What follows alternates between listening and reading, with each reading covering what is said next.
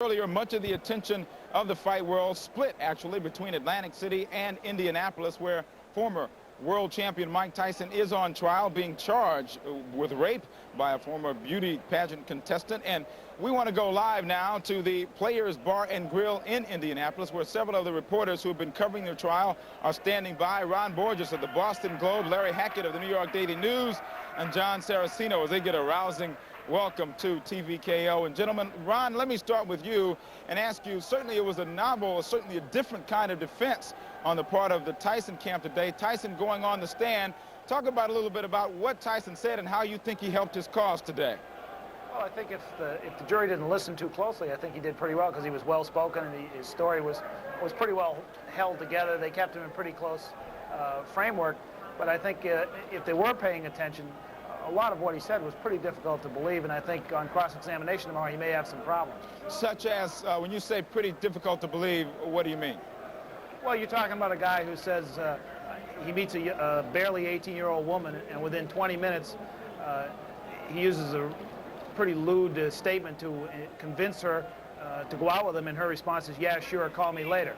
It's just difficult to believe that this particular girl would have reacted that way, and that's what he's asking people to do. And I think it's going to be tough for them to do that if they think about it. Larry Hackett of the New York Daily News, let me ask you, when he went into this kind of defense strategy, do you think that they are in a panic mode because of the way that the accuser presented her testimony throughout the week? Was it something that they really are grasping at to try to go ahead and try to pull this thing out?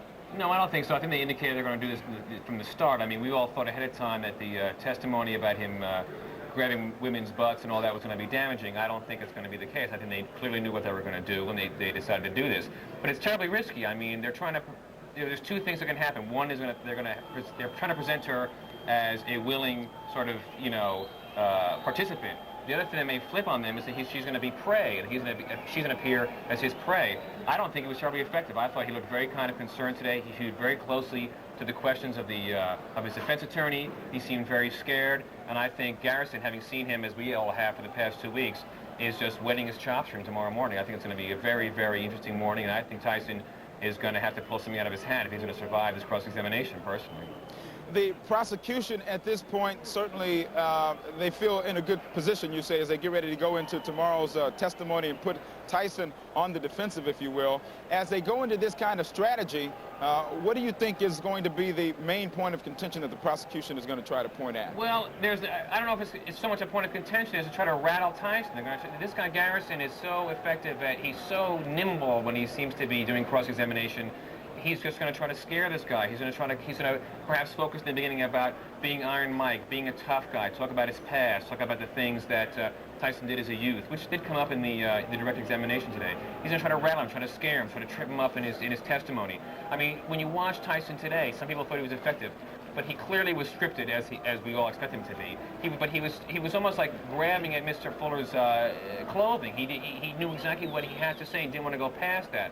I think if he's asked a question that he hasn't been asked before in any of these practice sessions, he's gonna flounder potentially. And I think Garrison is ready for this. I think the idea of giving Garrison a night to prepare for this, and not have to make Garrison dance and like look at his the grand jury testimony and make him do it today, to give him a night to prepare was, I think, a strategic blunder on the part of the defense. I think Garrison's win tomorrow is going to be all over Tyson.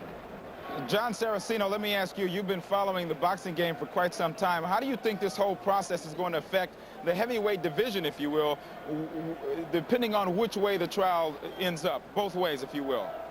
Well, if Mike Tyson is found guilty and is sentenced to prison, obviously his career is over as a fighter. We have to assume that. I think the heavyweight division will survive without Mike Tyson, mainly because I think the old Mike Tyson is no longer there at age 25. I don't think he is the same fighter that he once was.